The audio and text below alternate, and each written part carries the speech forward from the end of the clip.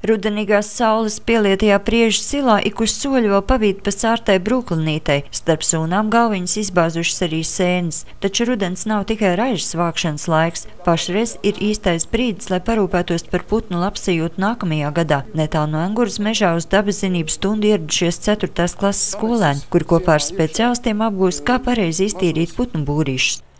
Ja būrīt netīra, tad katru nākošo gadu putniņš bija ligzdu virsū iepriekšēji. Līdz ar to tas būrīts būs jau pēc 3 gadiem pilns līdz augšai ar vecajām ligzdām, līdz ar to būrīts neizmantojams. Tāpēc viņš ir katru gadu, retākais katru 2. gadu tīrāms obligāti. Akcijas sabiedrība Latvijas valsts meži ik gadu izvieto 10 līdz 15 tūkstošus putnu būrīšu. Kā aprēķinājuši zinātnieki, tas ir tieši tik daudz, lai putnu skaits mežos būtu pietiekams. Skolēni ātri vien iemācās un izmēģina būrīšus iztīrīt paši, bet arī saprot, kāpēc tas jādara. Lai varētu arī mežam palīdzēt, lai viņš būtu tīrāks un varētu arī nākošie putni ligzdot. Un kas tas būrīšos bija iekšā, ko jūs šodien tīrījāt? Kas tur bija? Ko tur putniņi bija sanesuši?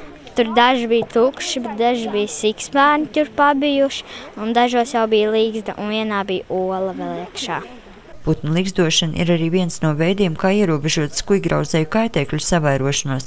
Šis pasākums kā profilaktisks pasākums, lai ja nu dabai lapatīkās un šie kaitēkļi sāk savairoties, lai mēs šo savairošanos varētu pēc iespējas novērst. Veselīgā un skolēniem tīkamā dabas zinību stunda aiziet pavisam nemanot. Bērni tādās labprāt piedalītos teju vai katru nedēļu. Un, protams, ka tas ir tas veids, kā audzināt jauniešus tam, lai viņi nākotnē būtu gatavi arī strādāt dabā. Strādāt Latvijas valsts mežos vai kādā citā uzņēmumā un adekvāti domāt par dabu. Tā kā to prata mūsu senči, kas tomēr dzīvoja harmonijā ar dabu. Tātad nepiecūkot dabu, izprast viņas procesus. Uzņēmums Latvijas valsts meži iecerējis arī turpmāk kopā ar bērniem un ekspertiem iepazīties ar dažādām norisēm dabā. Tomēr skolotājs stāsta, ka tas nebūtu nav vienkārši. Lai šeit nokļūtu 4. klases, stundu sarakstu nācies sagrozīt gandrīz visai skolai.